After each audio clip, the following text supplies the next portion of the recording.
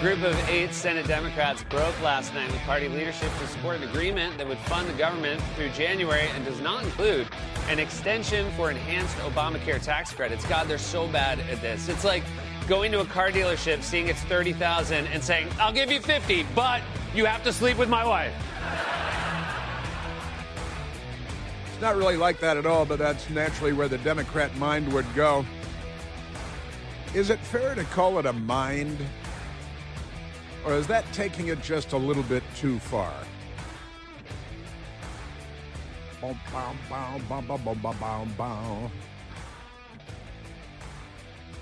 have pause for the guitar riff a little bit. Well, a very good and happy Tuesday to you, and welcome back. We remain at 888-630-9625. Hey, what's going on Capitol Hill there, Michael? I understand that the Senate, they have made progress on this whole Democrat Party shakedown.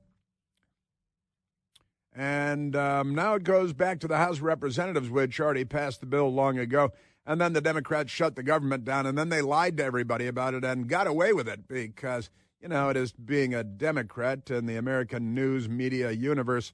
It's an awful place. The Senate sends government shutdown deal to House. Trump to salute vets at Arlington. That's right, not the Senate deal over there, but he's going to go to Arlington because Arlington National Cemetery, just across the mighty Potomac River from Washington, D.C. A big arch may be built on the way over there. President Trump gets his way. The world loves arches, you know, stone arches. They put them in France and in England and all kinds of places. I think the Romans have they built some of those too. It's my first reference to the Roman Empire today. You got to every day take into account the contributions made by the Roman Empire. Much greater than anything the Democrat Party has done, I've got to say. Although they did drop 2 nuclear bombs on Japan and incarcerate, put in internment camps all Japanese Americans. They did that, and they gave us Jim Crow laws. But other than that, the Democrats haven't done a lot in a long, long time.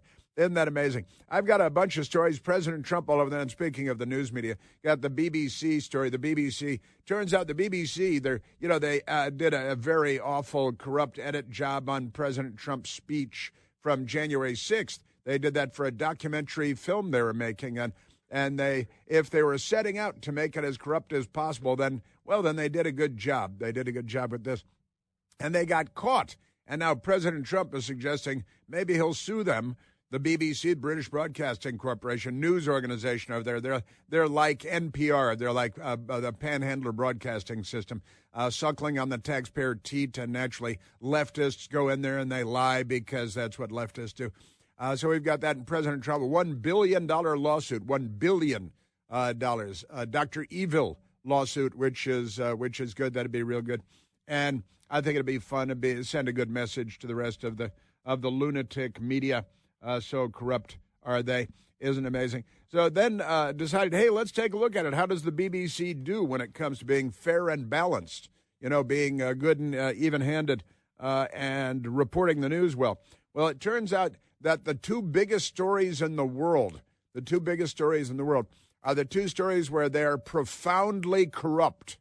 Profoundly corrupt. And I've got those 2 stories for you. You'll never guess what they are. I think you probably will, actually.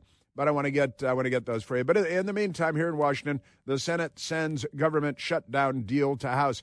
Now, how can the Democrats screw it up over in the House? They might have to pull fire alarms and things like that, which Democrat members of Congress have been known to do in the past, haven't they? Pull fire alarms, shut down votes. Maybe they set something on fire. They love fire. They're fire starters, the whole Democrat Party.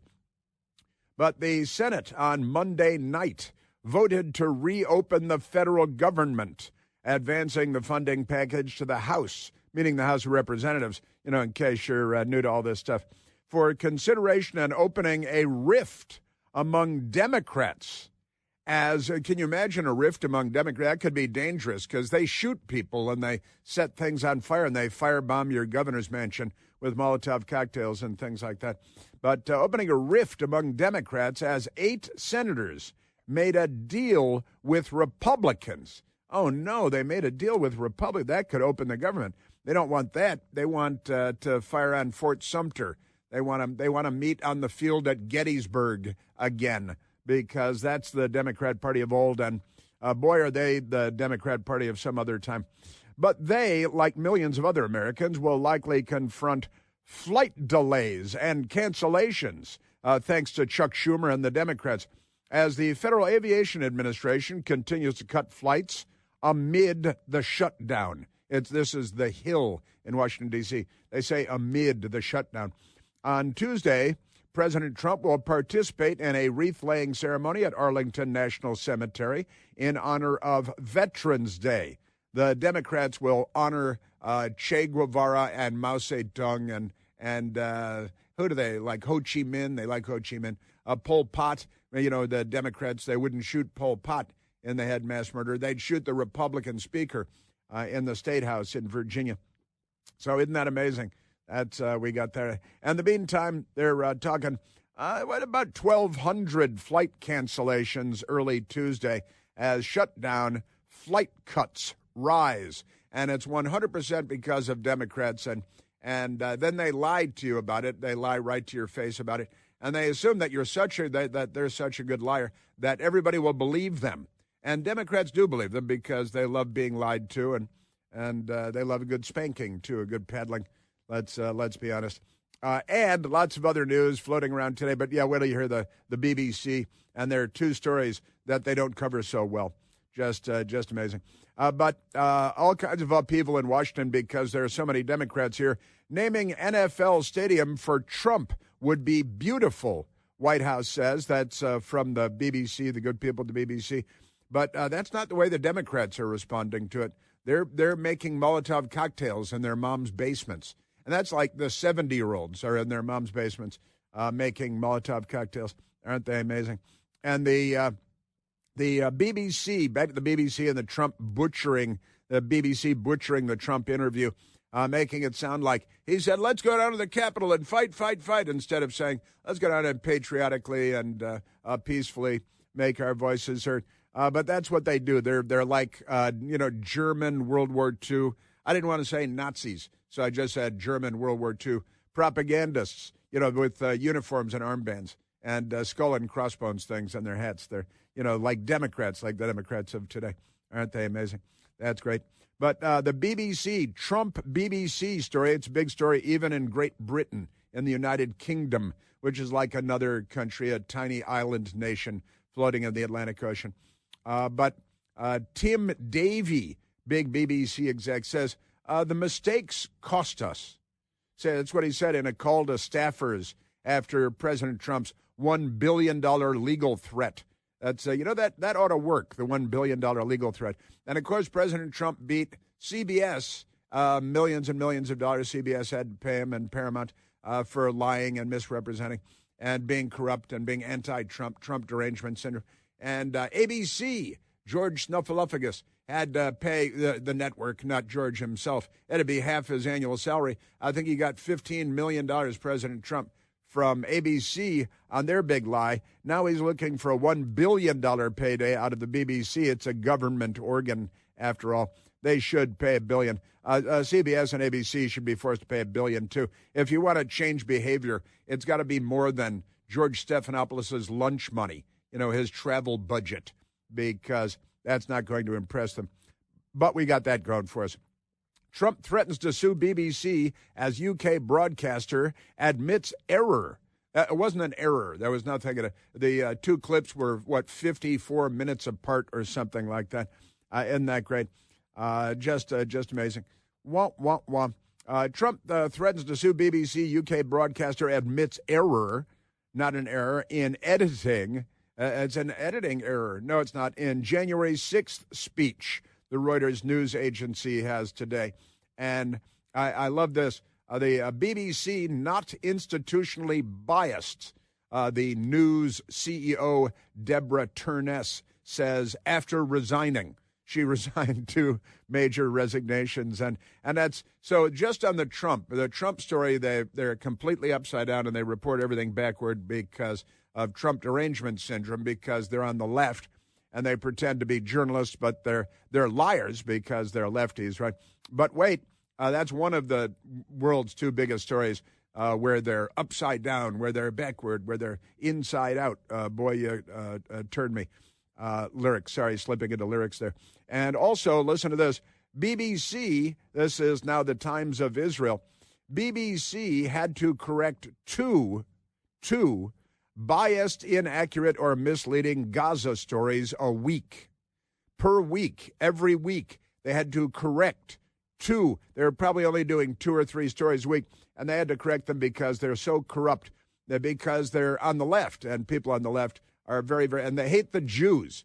You know, the Adolf Hitler's party was the Socialist Workers' Party of Israel.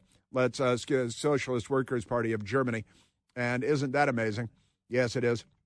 And now, let's see, everything they do on Trump is corrupt. Everything they do on Israel is corrupt. Hey, must be lefties. Turns out they have the Democrat equivalent in the United Kingdom, too. So the two biggest stories in the world are Donald Trump and the jihadis attacking the Jews in Israel. The left has saddled up with the jihadis. They're electing one in New York to be mayor. In fact, last night on my TV show on the Newsmax channel, they had, because Thanksgiving is coming up, and they asked me for, hey, Chris, just talk to the camera sitting there on the set at the big Lucite desk with the panel of people, 5 of us. And I said, hey, Chris, give us like 20 seconds on what you're thankful for this Thanksgiving. So we're probably going to use it on Thanksgiving Day. We'll just do a little clip here in the studio. And I said, oh, okay. And I said, what I'm thankful for on Thanksgiving, let me see. That the Democrats in New York have elected a virulent anti-Semitic jihadi who's also a communist. And the voters of New York will soon enough get their comeuppance. For that, I am thankful. That was my Thanksgiving Day message for the audience at Newsmax. I think that's pretty good because, you know, New York, that's what am I thankful for? That New York is going to eat their own hat. I'll keep it clean. So they got to eat their own hat there because they've elected a communist who's a jihadi, and then they're going to, you know, just desserts, and that'll be a Thanksgiving message that I think everyone can appreciate. And at the BBC, I wonder what they're thankful for. They should be thankful that somebody else will pay the $1 billion fine when President Trump sues them for their corrupt editing of President Trump's January 6th, 2021 speech, because you know how these people are. Isn't that amazing? Also, a big story today. It's kind of fun. I read the story. What was it? The Walmart CEO a couple of weeks ago was on the television, and he talked about how Thanksgiving dinner this year is going to be less expensive than Thanksgiving dinners in years past because, you know, Trump is president and the prices and everything are getting better. The Democrats, as you know, they feel free to lie about everything. And they come out and they say, everything's more expensive. Gas is more expensive when it's obvious gas is less expensive. They say food is more expensive. Joe Biden had a 9.1% inflation rate. And you may remember there was a period, Joe Biden at the beginning of his presidency, when our grocery store shelves were bare like the Soviet Union. And now it turns out, this is kind of fun, the people at DoorDash, which my best girl and I have never used, not once, not a single time. But the DoorDash people, they've released their first ever State of Local Commerce report. That's what they have, their State of Local Commerce report. And according to DoorDash, they know they do this stuff all day, every day.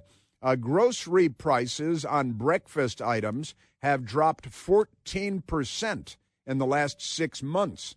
That's going in the correct direction. Food prices getting lower. That's what you want, not getting higher, or you can't find food like under Joe Biden and the left and the Democrats. Aren't they amazing? Oh, and in New York, the governor there, Kathy Hochul. Oh, look what I've done to the clock. Kathy Hochul, the governor there, they're having their idiot Democrat New York fight. Oh, the buses will be free. They're going to be free buses, which means they'll become encampments for mentally ill, drug-addicted, homeless people 24 hours a day, especially now that the cold weather is coming. Good ideas by the left. But Hochul and Mamdani going back and forth on how to best ruin New York. And they're making progress. I think they're progressive, so they're definitely making progress. Also, CNN's Manu Raju talking to Hakeem Jeffries. Speaking of anti-Semites, there's one right there. The Democrats love that anti-Semitism, don't they? And Manu Raju talking to Hakeem Jeffries, talking about what a great job the Democrats are doing. That's a fun item coming up. Yes, sir. And an update on the FBI. What about that pipe bomb suspect? There is an update on that, and it's different, maybe a little different than what we were reporting yesterday, because things are changing, evolving. But we've got that coming up. And kissing Jasmine Crockett's feet. The media on display once again, literally kissing her feet. We're at 888-630-9625.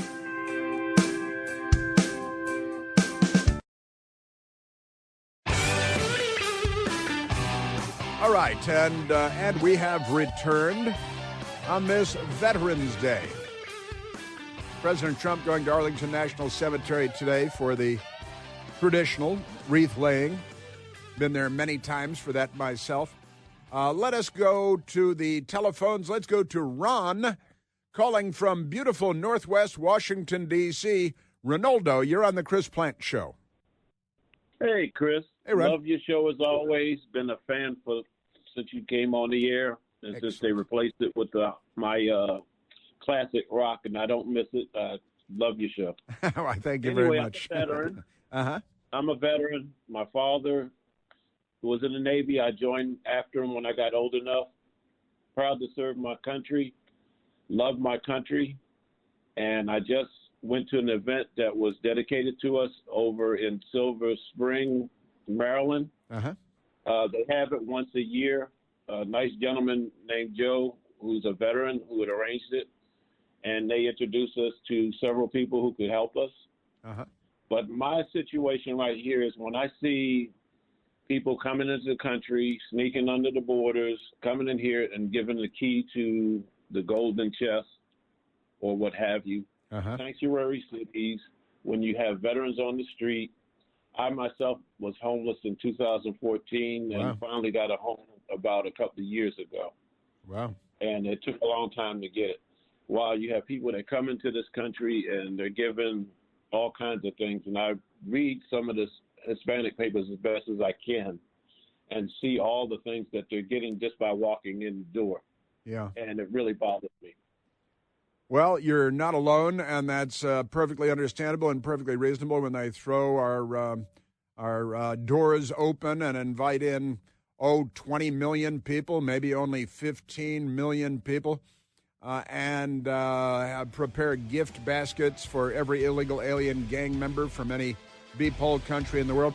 Then, Ron, we know that we're dealing with the Democrats.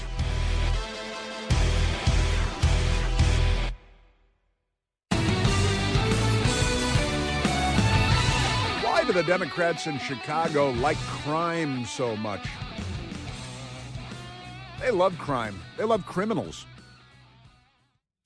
Just every cop is a criminal and all the sinners saints. The Democrat Party have taken the Rolling Stones lyrics to heart all these years later. All right, let's get to the big stories of the day, and there are many. The many big stories of the day. The BBC, you're familiar with the BBC, the British Broadcasting Corporation, and they are in Britain. They're in England, the United Kingdom. They used to be pretty respectable, pretty honorable, but turns out that they're run by lefties, and lefties lie about everything, whether they have a British accent or a New York accent, California accent. It's all the same thing. It's a global village of mentally ill, cross-dressing, drug-addicted, psychotic people who lie about everything. The left, we call them the left. Now, the Independent newspaper out of the United Kingdom, with the headline, Tim Davie, BBC executive, admits, quote, mistakes cost us, end quote, in call to staff. They had a call with the staff after Trump $1 billion legal threat. You got You got budgets. This is a government budget. I think $1 billion is perfectly appropriate. And I keep suggesting that, the kid, what was the kid at the Lincoln Memorial that all the news media lied about? Who was? Yeah, Nick Sandman. He should have sued for $500 million, NBC News. They got to do that, and President Trump is right to call it $1 billion. After Tim Davie and Deborah Turness quit, the senior executives at BBC, and Samir Shah apologizes. Samir Shah has apologized after Deborah Turness and Tim Davie have resigned. U.S. President claims broadcaster, quote, tried to interfere in election, end quote. Well, that's because that's what they did, isn't it? And it's what they always do. Like penitentiary face John Brennan and the Felonious 51 with their letter running an information operation on the American people, lying to all of us about the Hunter Biden laptop and the New York Post reporting on it. They all lied. They should be in orange jumpsuits at Gitmo, maybe getting the Perrier Spritz. You know the Perrier Spritz. They used to call it waterboarding. Now it's called the Perrier Spritz. They use carbonated water. It's very nice. Tim Davie admitted the BBC had made some mistakes that have cost us. Here comes the $1 billion lawsuit. It hadn't cost you anything yet. And he addressed staff after Donald Trump took the unprecedented step of threatening to sue the corporation for $1 billion. It's not unprecedented that people have threatened to sue them before, just for $1 billion. So now it has their attention. The outgoing Director General, they have a title at the BBC, Director General, very communist, that's very Soviet era. Here's our Director General. Oh, really, your Director General? Held a 40-minute call on Tuesday as the explosive row, it's a row, over impartiality continues. He, the Director General, Sieg Heil, said that it had been a tough few days, and he was one of the people that resigned. But he insisted the BBC must fight for its journalism. Well, if that's what you want to call it, then we've got a problem right there. The U.S. president has accused the BBC of trying to interfere in the presidential election by selectively editing one of his speeches from January 6th of 2021 for a panorama episode last October, just before the presidential election, last October. The U.S. president's legal team wrote to the corporation on Monday demanding a full and fair retraction, an immediate apology, and compensation by Friday. Now, that's pretty good. Today's Tuesday. That gives them plenty of time to scare up $1 billion. They could go steal jewels from the Louvre or something like that. The BBC said it was reviewing the letter and would respond directly in due course. In due course. That's their timeline, in due course. Culture Secretary Lisa Nandy is also expected to face questions from MPs, that'd be members of Parliament, on the crisis on Tuesday afternoon. That should be happening any minute now. Mr. Davie, as the head of BBC News, Deborah Turness, resigned. The two of them, Mr. Davie and Deborah Turness, resigned on Sunday over the episode. Others, including Ed Davie, have called for Robbie Gibb, no relation to the Bee Gees, as I understand, a board member with links to the Conservative Party, to be removed over impartiality concerns. Wait a minute, they have one conservative, and the liberals are ganging up and saying, well, he's got to be removed because he's not one of us. You know how that goes. Isn't that amazing? Now let's go to what the BBC did. Here is the BBC's edit of the January 6th speech. The first part of what President Trump says was 54 minutes before the second part of what President Trump said. They butted these two fragments of sentences together and made a fake soundbite out of it. And then it's designed to make President Trump look bad, like he's inciting violence on January 6th, when there was a mostly peaceful march where Ashley Babbitt was shot and killed for allegedly trespassing while unarmed. We're going to walk down to the Capitol, and I'll be there with you. And we fight. We fight like hell. We walk down to the Capitol, and I'll be there with you, and we're going to fight. We fight like hell. See? Now, that's what the BBC aired in their documentary. And this is why the two executives have now resigned from the BBC. President Trump is threatening to sue the BBC for $1 billion, which I think is excellent, an excellent plan. And let's go to what President Trump actually said in the actual context, in the actual speech on January 6th of 2021. We're going to walk down to the Capitol, and we're going to cheer on our brave senators and congressmen and women. And we're going to cheer them on. That's what he actually has said. But they clipped the second half of that. They took the first half of that. We're going to walk down there. And then they took another clip from 54 minutes later and tagged it on to make it look very sinister. President Trump, January 6th. I know that everyone here will soon be marching over to the Capitol building to peacefully and patriotically make your voices heard. Peacefully and patriotically make your voices heard. But then the BBC decided to change it. Let's go back to number 15 because the BBC made this 8-second soundbite. We're going to walk down to the Capitol. Music. And I'll be there with you. And we fight. We fight like hell. Not what he said. Not what he said at all. And this is what editing is when communists are in charge of editing, when radicals are in charge of editing, when extremists are, and political activists who are not journalists, but political activists, and when they're in charge of major, in this case, BBC national network, taxpayer-funded in the United Kingdom, and there are many, they've got Scotland and Northern Ireland, and they got this and that, and England and Wales, and they got all these places, and they all air their BBC propaganda. Now, not a lot of British people were going to be voting on Election Day, and that makes it even more curious and more suspicious, perhaps, because they're such frauds and liars. Isn't that amazing? Yeah, we made mistakes. Well, there were some mistakes. There were a couple of mistakes. And I love the fact that President Trump is now threatening to sue them for $1 billion. They might have to settle for $250 million, maybe pounds. I don't know. A pound is probably going for about $1 right now anyway.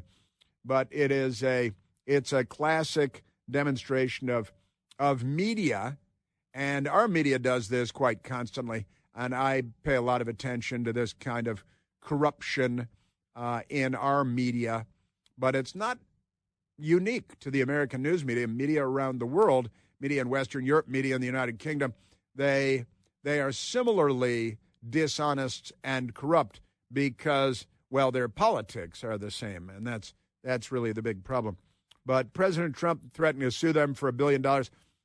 And I'd like to think it may or may not be true, because it doesn't really come out of George Stephanopoulos' pocket. But I'd like to think that the people at ABC, use them as a metaphor for the rest as well, are paying attention to this and that they would stop this kind of behavior.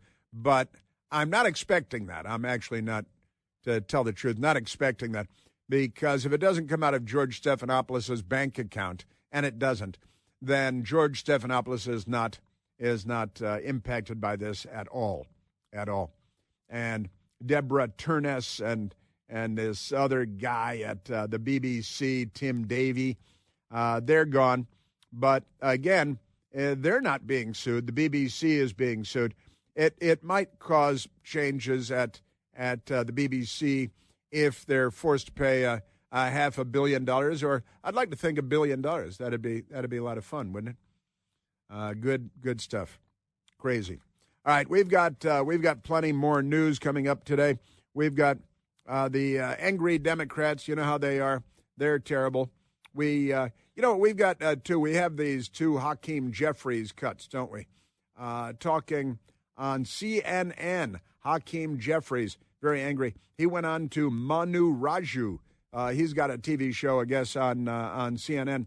But the shutdown, was it worth it? Now let's start with number one. Hakeem Jeffries, the Democrat leader and a radical, an extremist, a leftist, mentored by his uncle, Professor Leonard Jeffries, a renowned anti-Semite, famous American anti-Semite leader. And that's where Hakeem Jeffries comes from. His mentor, the usual family thing. Hakeem Jeffries, on the shutdown ending as 8 Democrats in the House decided to vote to open the government, proving that it was the Democrats all along shutting the government down. And finally, 8 of them came to somebody else's senses and decided to vote in favor of opening the government. But Hakeem Jeffries, a radical, an extremist, a jihadi, a Jew hater, an America hater, Hakeem Jeffries on the shutdown. Leader Schumer and Senate Democrats over the last 7 weeks have waged a valiant fight on behalf of the American people. That's a lie. And I'm not going to explain what a handful of Senate Democrats have decided to do. He's not going to explain. Their explanation to offer to the American people. What we're going to continue to do as House Democrats, partner with our allies throughout America, is to wage the fight, to stay in the Coliseum. Fight. Coliseum is where people are killed, where people are massacred with broadswords and broad axes and lions and killed in mortal combat. These people are mentally ill. They're violently, criminally insane. They're dangerous people. I hope that you don't have any of them as neighbors because they might kill your dog. They're just awful. So there it is. It's the shutdown. And listen to all the language that's using in the Coliseum. Really, the Coliseum, the fight. We wage the fight. And I can't speak for them. These people are extremists and they're radicals. They're un-American. They're anti-American. They don't resemble the Democrat Party of even 20 years ago. And Robert F. Kennedy Jr. will tell you all about that, too.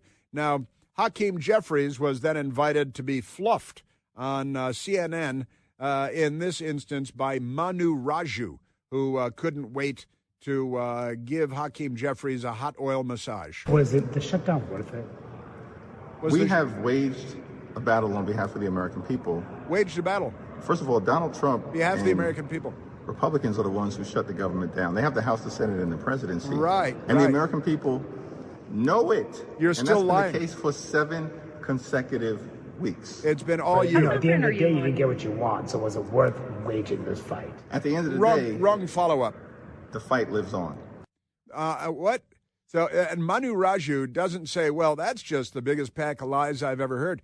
That's Donald Trump didn't shut the government down. The Democrats in the Senate obviously shut the government down. And as proof of that, 8 Democrats voted to open the government up, and the government is opening up. But Manu Raju doesn't respond with any of that because Manu Raju is not bright, and he's not a journalist, and he's not a serious person.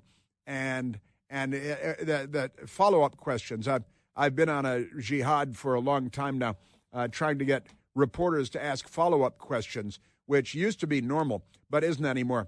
But did you get what you wanted? What you mean? You're still pushing the Democrat Party agenda, Manu Raju, rather than holding feet to the fire of senior government officials like the Democrat leader in the House of Representatives who's lying to your face shamelessly. Trump shut the government down. Are you serious? But at the end of the day, you didn't get what you want, so was it worth waging this fight? At the end of the day, The fight lives on. The fight lives on. At the end of the day, the fight lives. It's Hillary Clinton. There's only the fight. They're disagreeable, maladjusted, malevolent, malcontented, malignant actors, and they call themselves the Democrat Party. Isn't that amazing? Manu Raju. Obvious follow-up questions are nowhere to be found because Manu Raju is not up to the task of playing the role of journalist on CNN. Well, wait a minute, but first of all, it was the Republicans in the House that kept voting, in the Senate rather, that kept voting to reopen the government, and Democrats voting to keep shutting it down. What about that, Manu Raju? You communist propagandist, bootlick. Oh, speaking of bootlicks, did you see the Democrat radio talk show host lady? She's apparently the most famous Democrat radio talk show host lady in America. I know, I read that in the media, so it's got to be true. And whose feet did she get on the ground on her knees to kiss the feet of another woman? They're all LGBT. And, we've got an LGBTQ bit of audio for you today, too. We're at 888-630-9625. At the end of the day, the fight lives on.